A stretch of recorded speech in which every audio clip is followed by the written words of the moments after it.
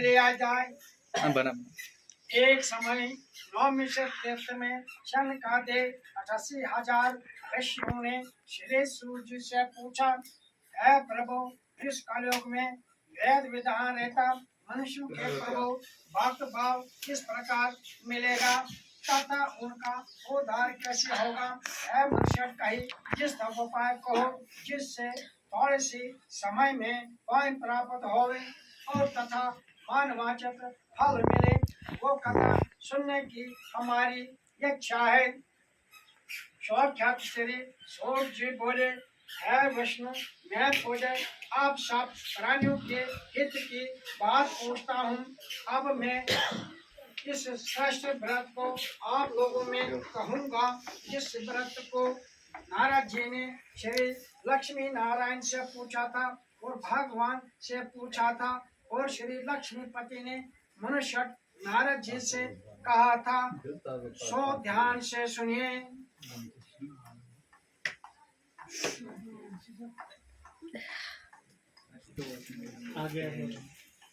एक समय योगराज नारद जी दूसरों के हित से अशंसा से अनेक लोगों में घूमते हुए मृत लोक में आ पहुँचे। ये जनी जन्म में पड़े हुए सभी मनुष्य अपने अपने काम के द्वारा अनेक दुखों से पड़ते हुए देखकर विचार करने लगा कि किस यत्न के करने से नाश हो सकता है और दुखों को नाश हो सकता है। ऐसे मन में विचार सोचकर भगवान नारद वैष्णव में चला गया। वहाँ वैष्णव और आचार्य भजा वाले देवशीष नारायण को लगा, हे भगवान, आप अत्यंत शक्ति से संपन्न है। मन तथा वैष्णव भी आपको नहीं पा सकता है। आपको आदि बुद्ध अंत नहीं है।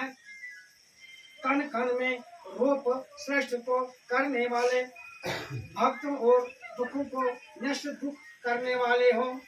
आपको मेरा नमस्कार है।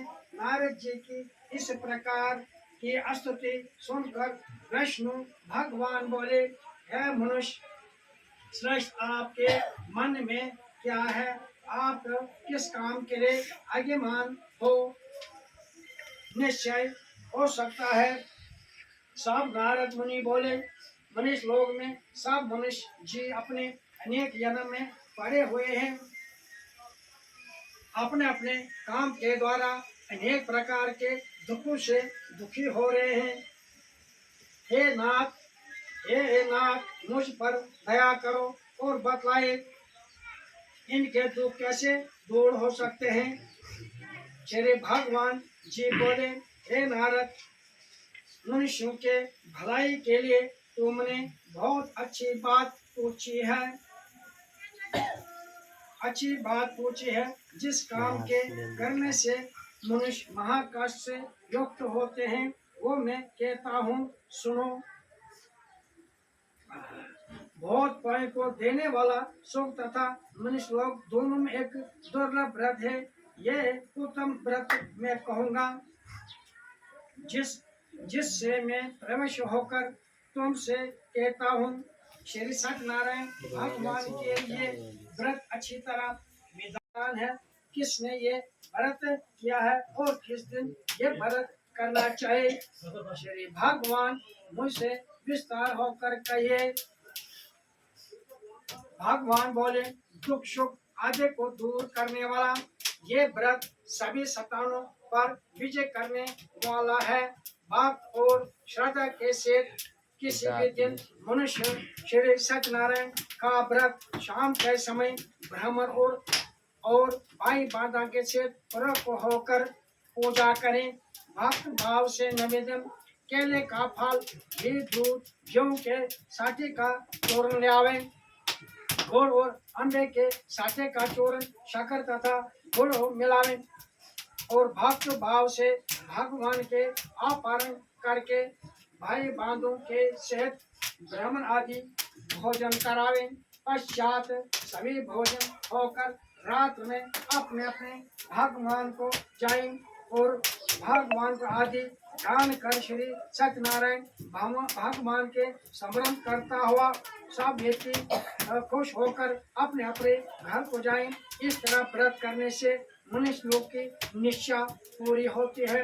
विषकालीय भूमि के लिए दूसरा उपाय है कथा महागणपति कुमाराजाय सोनियाय सरस्वती व लक्ष्मी विष्कर्मणं द्वार जूतानां प्रजापतम कलश जूतानां ब्रह्म विष्णु महेश्वर जूताभ्याम नारायणाय दुर्गाय त्रंबकाय वर्ण पुरुषाय दुर्गो ये शाता दिनम यात्र कांड जूतानां महातमास अनिमासाम ओम अयम मासाय यामाशु अयम मासाय आषाढ़ मास अनम गोत्रम शांतम गोत्रेशे ओम तीर्थम सत्यनारायण व्रत कथा और रमाशी तीर्थम और चांदी सभी परिवार से भगवान व्रत कथा पहले अध्याय संपूर्णम समापतम शुभम शुभम उपाभ्याम मानव्याम शानव्याम सरसाई गुरुसाई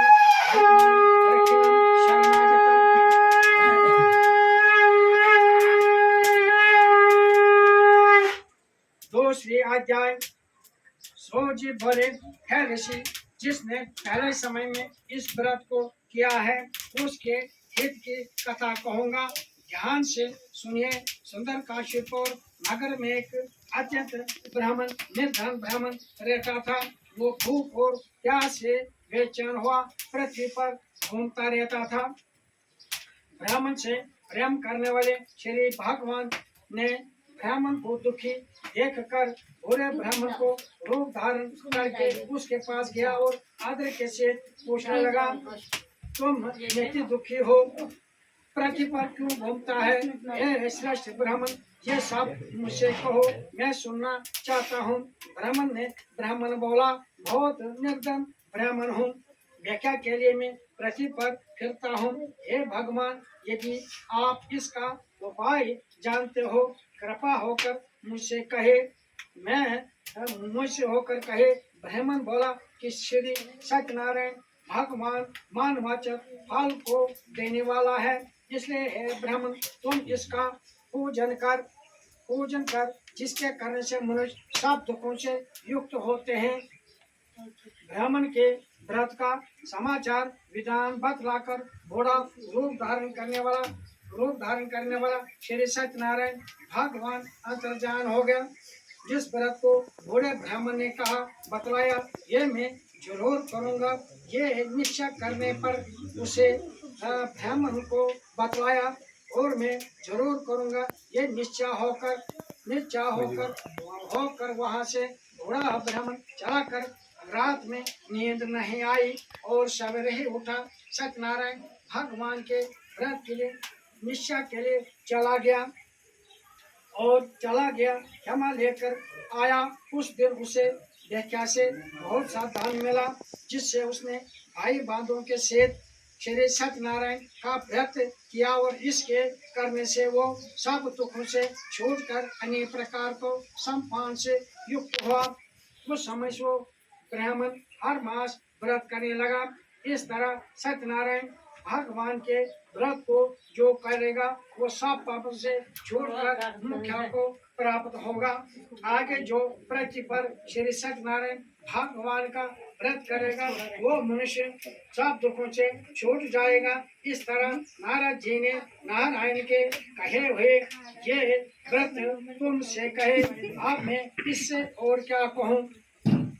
ऋषि बोले, यह मनुष्य संसार में इस ब्राह्मण से सुनकर किसने दोबारा व्रत किया है? इस व्रत से सुनने से क्या निश्चय होती है? इसलिए हमारे ईमान में श्रद्धा है। सो जी बोले, यह मनुष्य जिसने इस व्रत को किया है वो सब सुना चाहते हैं। एक समय यह ब्राह्मण धन अनुसार के से भाई बंधुओं के साथ व्रत करने के लिए तैयार हुआ। उस समय एक लकड़ी बेचने वाला बूढ़ा आया और लकड़ी का गट्ठा लेकर ब्राह्मण के घर में रखकर मकान में चला गया। यहाँ से दुखी लकड़हारा उसे व्रत करते हुए पूजा करते हुए देखकर विनय के से पूछने लगा और नमस्कार किया, आप क्या कर रहे हो? इसके करने से क्या फल मिलता है? कृपा होकर मुझसे कहे। ब्राह्मण ने कहा, सब मनोकामना को पूर्ण करने वाला ये सत्यनारायण का ही व्रत है और ये सत्यनारायण भगवान का व्रत है। इसकी कृपा से सारा धन निदान हुआ है। राजा के पास जाकर राजा को व्रत हुए देखकर विनय के से पूछने लगा, ये राजन युक्त चित्त से यदि आप क्या कर रहे हो, मेरे सुनने की भी इच्छा है, इसे आप मुझसे बतलाए। राजा बोला, हे साधु, अपने भाई बंधन के से पुत्र आदि प्राप्त के लिए महाशक्तिवान सत्यनारायण भगवान का व्रत और पूजन किया जा रहा हूँ। राजा बोला, राजा के वचन सुनकर साधु आदर के सहित बोला, हे राजा, मुझसे इसका सब विधान कहो, मैं सुनना चाहता हूँ। आपके कथन सार सुनकर इस व्रत को करूँगा। मेरा भी कोई शंका नहीं है और इससे निश्चय होगा। राजा से सब विधान सुनकर व्यापार से निमित्त हुआ और आनंद के साथ अपने घर गया। साधु ने अपनी पत्नी से संतान देने वाला इस व्रत का समाचार सुनाया और कहा, जब मेरा संतान होगा तब मैं इस श्रेष्ठ व्रत को करूंगा। साधु ने ऐसे वचन अपनी पत्नी लीलावती से कहे। एक दिन उसकी स्त्री पत्नी लीलावती गर्भवती हुई और 10वां महीने में उनके घर में श्री सत्यनारायण भगवान की कृपा से गर्भवती हुई और 10वां महीने में उनके घर में एक सुंदर कन्या का जन्म हुआ। कन्या इस तरह से दिन बढ़ने लगी जिससे शुभ पक्ष का चंद्रमा बढ़ता है। कन्या का नाम कलावती रखा गया और तब लीलावती ने मीठे शब्द में अपने पति से कहा, आपने जो व्रत संकल्प किया है कि भगवान का व्रत करूंगा, अब इसे क्यों नहीं करते। साधु बोला, हे प्रिय, कन्या के विवाह पर भगवान का व्रत करूंगा। इस तरह अपने पत्नी को अनुसार के से नगर को चला गई। कलावती घर में पाते रहे। साधु ने जब नगर में सुखे के से अपनी पुत्री को देखा तो तुरंत ही दूत को बुलाया और कहा, पुत्री के वस्त्र के लिए कोई स्वर्ण वर्ण का लड़का लाओ। और साधु की आज्ञा पाकर दूत खंजर को शहर भेज दिया। वहाँ राज दरबार के लड़के को ले आया और सुंदर वर्ण का लड़का लेकर उसने अपने सब भाई बंधुओं को बुलाया। अपने भाई बंधुओं के से प्रसन्नता अपनी पुत्री का विवाह उस कांतो दामाद से कर दिया और भगवान का व्रत करना ये भी बोल गया। श्री भगवान ने क्रोध होकर श्राप दिया, आपको बहुत दुख कठिनता प्राप्त होगी। अपने काम के समय साधु भैया जामाता के से रतनपुर नगर व्यापार के लिए चला गए और रतनपुर नगर पहुंचे और दोनों वहां सुसर राजा चंद्रगुप्त के राज के नगर में पहुंचे और व्यापार करने लगे। एक दिन भगवान सत्यनारायण की माया से रात में कहीं राजा का धन चोर चुरा कर ले गए और भगवान की माया से राजा का धन सब चोर चुरा कर ले गए और राजा का धन वहीं रख दिया जहाँ दोनों ससुर ठहरे हुए थे और जानकर तथा चोर भाग गए। जब दूत ने उनके पास जाकर दोनों ऋषियों के पास गए और दोनों ऋषियों को और तथा भूख और प्यास से बेचैन होकर कलावती भिक्षा करने लगी। एक दिन कलावती एक ब्राह्मण के घर गई। वहाँ उसने सत्यनारायण भगवान का व्रत होते देखा। फिर वहाँ कथा सुनी तथा प्रसाद ग्रहण करने के बाद रात को अपने घर आई। माता ने कलावती से कहा, हे पुत्री, अब तक कहाँ रही और तेरे मन में क्या है। कलावती बोली, हे माता, मैं एक ब्राह्मण के घर वहाँ मैंने श्री सत्यनारायण भगवान का व्रत होते देखा। कन्या के वचन सुनकर लीलावती भगवान के पूजन के लिए तैयारी करने लगी। लीलावती ने परंपरा अपने सब भाई बंधु के से श्री सत्यनारायण भगवान का पूजन और व्रत किया। ये और मांगा, मेरा पति और दामाद रात ही आ जावे, उनसे जो अपराध हुए हैं क्षमा करें और क्षमा करें। सत्यनारायण भगवान की इस व्रत से संतुष्ट हो गया। राजा चंद्रगुप्त को स्वप्न में दर्शन दिया।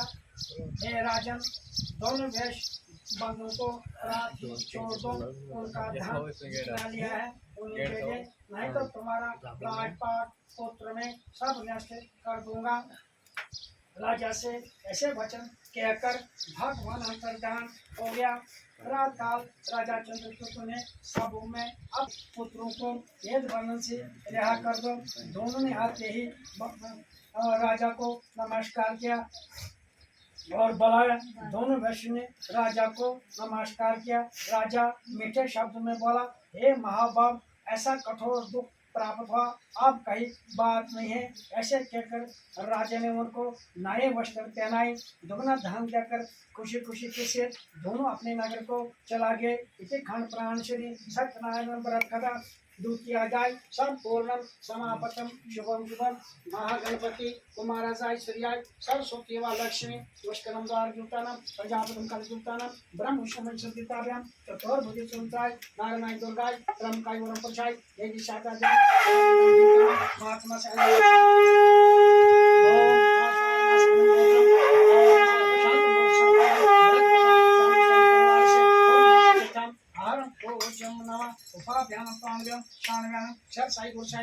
पहुंचने पर थोड़ा दूर पहुंचने पर दंडी वेश धारण श्री सत्यनारायण भगवान ने उनसे पूछा, ऐ साधु, तेरे नाम में क्या है? अब मानवेश हंसता हुआ बोला, ऐ दंडी, क्या पूछना चाहते हो? क्या धन लेने की इच्छा है? मेरे नाम में लटा का घास भरा है। वेश कैसे कठोर वचन सुनकर भगवान ने कहा, तुम्हारे वचन सत्य हो। और दंडी ऐसे कहकर वहां से चला गया। दूर जाकर समुद्र किनारे बैठ गया। दंडी के जाने के बाद दोनों ने नेत्र कर्माकर देखा, नाव ढंग से बारी कोई नहीं पाई। गिर पड़े, जानकर गिर पड़े, मूर्छित होकर गिर पड़े और प्रकट होकर उसे अपने दामाद कहने लगे, आप क्या कर रहे? ये उसी दंडी स्वामी का शाप है। यदि हम इसके शरण चले तो हमारी मनोकामना पूर्ण होगी। इसको नींद आ रही है। मनोकामना पूर्ण होगी। दामाद के वचन सुनकर दंडी के पास पहुंचे और अंत भक्त भाव से नमस्कार कर कहने लगे, मैंने जो आपसे अत्यंत वचन कहे, क्षमा करें और मेरी रक्षा करें। दोनों शक्तिवर रोने लगे। दंडी भगवान बोला, वेश पुत्र, तुम मेरी आज्ञा से बारंबार विमुख हुआ है, जो आपको बहुत ही दुख कठिनता प्राप्त होती है। मेरे पूजा से आप विमुख हुए हैं। साधु बोला, ये भगवान, आपके माया से ब्रह्मा आदि देवता अज्ञान होते हैं। मैं भी आपके रूप को कैसे जान सकता हूँ? अज्ञान कैसे जान सकता है? बड़ा प्रसन्न होकर कहिए, अनुसार आपकी पूजा करूंगा। मेरे रक्षा करो और पहले के समय नाव में धन दौलत भर दो। उसके भक्त भाव वचन सुनकर सत्यनारायण की इच्छा से जैसा था वैसा हो गया। तब उन्होंने नाव पर देखकर बहुत नाव धन से भरी हुई पाई और धन से अपूर्ण होकर भगवान सत्यनारायण का पूजन के सिद्ध होकर अपने नगर को चला गए। अपने नगर के निकट पहुंचने पर तब दूत को घर भेजा। घर जाकर उस स्त्री को नमस्कार कहने लगा, साधु अपने दामाद के सिर इस नगर के समीप आ गए हैं। बेलावती ने कलावती से कहा, भगवान की पूजा कर रही हूँ। और ऐसे वचन सुनकर साधु की स्त्री ने साधु की पूजा की और पुत्र से कहा, मैं आपके पति और पिता को दर्शन के लिए जाती हूँ, कथा पूर्ण करके आ जावे। कलावती ये प्रसाद छोड़कर अपने पति के समान चला गई। प्रसाद को अज्ञान छोड़कर सत्यदेव रूप हो गया। उसका पति नाव से पानी में डुबा दिया। कलावती अपने पति को न देखकर मूर्छित होकर गिर पड़ी। बहुत ही शोक करने लगे। तथा कन्या को रोते हुए साधु बोला, हे प्रभु मुझसे क्या चिंता हुई, मेरी बहू होगी और मेरी क्या करो। तो उसके दोनों वचन सुनकर सज्जन प्रसन्न हो गया और आकाशवाणी हुई, आय साधु तेरी कन्या मेरे प्रसाद को छोड़कर आई है, इसलिए इसका प्रतिवेश जाकर अवश्य भगवान का प्रसाद खाकर अवश्यपति का दर्शन मिलेगा, अवश्यपति का दर्शन मिलेगा। आकाशवाणी से ऐसे